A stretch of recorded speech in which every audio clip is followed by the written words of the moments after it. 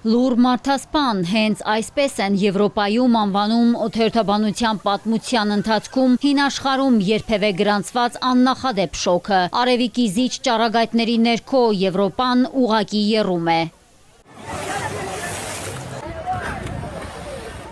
Ապոկալիպտիկ տապն իրական աղետ է դարձել եվրոպացիների համար։ Կլիմայական փոփոխությունը քաոս է առաջացրել գրեթե ամբողջ Եվրոպայում։ Դոմինոյի էֆեկտով օդի ջերմաստիճանը կտրուկ բարձրանում է բազմաթիվ երկրներում, հատելով 40 նիշը։ Կտրուկ բարձրացել է ոչ միայն օդի, այլև ջրի ջերմաստիճանը։ Մասնագետները պնդում են, այս ապոկալիպտիկ տապը պատմական նորմերի շեղում է։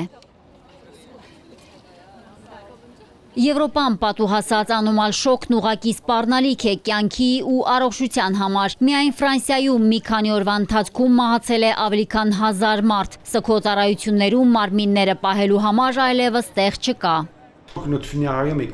Մեզ մոտ այլևս դիակները պահելու տեղ չունենք, մեր աշխատակիցները դատարկ դագաղները տանում են մահացածների տներ, որպեսզի այնտեղ պահեն դիերը։ Առավել խոցելի են տարեցները, երեխաներն ու արևի ուղիղ ճառագայթների տակ աշխատողները։ Առողջապահության համաշխարհային կազմակերպությունն ահազանգում է, մահերի թիվը ցավոք կավելանա։ Ֆրանսիայում բնակարանները հիմնականում հին են, որտեղ ընդունված չէ օդորակիչների տեղադրումը։ Իշխանությունը քաղաքացիներին հորդորում է տնից դուրս չգալ, իսկ փողոցներում ստվերում մնալ։ Եվրոպական երկրների արտակարգ իրավիճակների ծառայությունները փորձում են փոխել միկրոկլիման, փողոցներում, հրապարակներում ջրցաններ են տեղադրում, ապահովելով օդի խոնավությունն ու հովացումը։ Տապը հաղթահարելու առավել արդյունավետ միջոցը ջուրն է։ Մարդիկ կամ ջրաշիթերի տակ են, կամ գետերում, կամ շատրվաններում։ Անոմալ տապը կաթվածահար է արել ոչ միայն մարդկանց առօրյան, այլև քաղաքացիական ենթակառուցվածքները։ Աննախադեպ շոկի հետևանքով Եվրոպան բարի բուն իմաստով հալվում է։ Մենք շատ վատ ենք պատրաստվել շոկին։ Տրամվայները չեն կարող աշխատել, որովհետև սարսափելի շոկ է։ Լայպցիգում բավականաչափ շատրվաններ չկան, որտեղ մարդիկ կարող են հովանալ։ Լավ կլիներ, որ լավ պատրաստված լինեինք։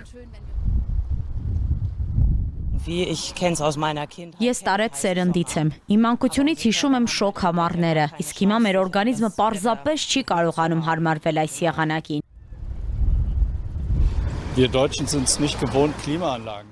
Մենք գերմանացիները սովոր չենք օդորակիչներ օգտագործել, հետևաբար պետք է այլ միջոցներ գտնենք այս շոկը հաղթահարելու համար։ Դուրս չգալ տնից, փակել պատուհանները ցերեկային ժամերին, օդափոխել սենյակները գիշերն ու կհաղթահարենք տապը։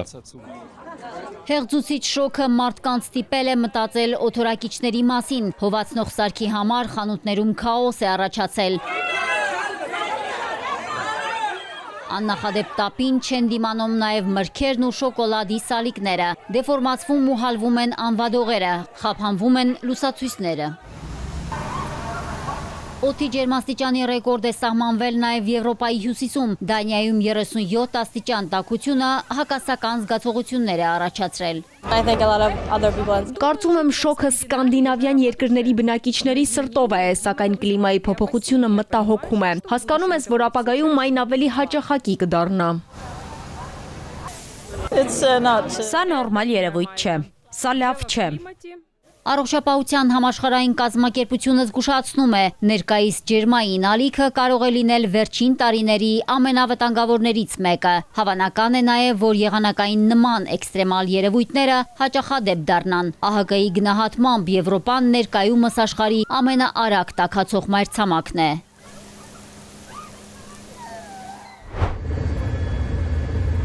Թեժ է նաև Թուրքիայում, երկրի արևմուտքում և հյուսիսարևմտյան շրջանում հրդեհներ են։ Իզմիրում ու Բուրսայում հրշեջ ծառայությունները միաժամանակյա պայքար են տանում օդից և ցամաքից, հրդեհը վերահսկողության տակ պահելու համար։ Տեղական իշխանության տվյալով կրակնարակ մոտենում է բնակելի թաղամասերին։ Հրդեհաշիջմանը ներգրավված են 30 հրշեջ, տասնյակ կամավորներ, 7 օդանավ, 8 ուղղաթիռ, 35 ջրցան մեքենա և 4 բուլդոզեր։